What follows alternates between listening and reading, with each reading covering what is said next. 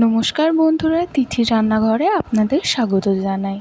এই গরমে যদি আপনাদের হালকা পাতলা মাছের ঝোল খেতে ইচ্ছা করে তাহলে এইভাবে একবার বানিয়ে দেখতে পারেন। আশা করছি আপনাদের ভালো লাগবে। তো এই মাছের ঝোলটা বানানোর জন্য প্রথমে মাছগুলোকে নুন, হলুদ এবং লঙ্কা গুঁড়ো মাখিয়ে কিছুক্ষণ রেখে দিতে হবে। কড়াই গরম হয়ে আসলে তাতে তেল দিয়ে তেলটা গরম হয়ে আসলে মাছগুলোকে এপিঠ ওপিঠ লাল লাল করে ভেজে তুলে নিতে হবে।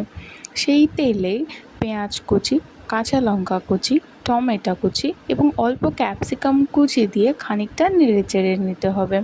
কিছুটা নেড়েচেড়ে নেওয়ার পর এতে আদা রসুন বাটা দিয়ে আরও খানিকটা কষে নিতে হবে। এরপর ডুমো করে কেটে রাখা আলুগুলোকে দিয়ে দিতে হবে।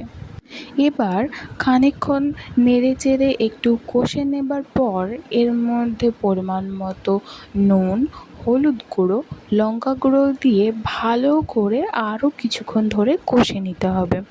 কিছুটা কষে নেবার পর এর মধ্যে ঝোল অনুযায়ী আপনারা জল দেবেন, দিয়ে সেটা ঢাকা চাপা রেখে দিতে হবে। ঝোলটা ফুটে আসলে এবং আলুটা সেদ্ধ হয়ে আসলে ভেজে রাখা মাছগুলোকে দিয়ে দিতে হবে।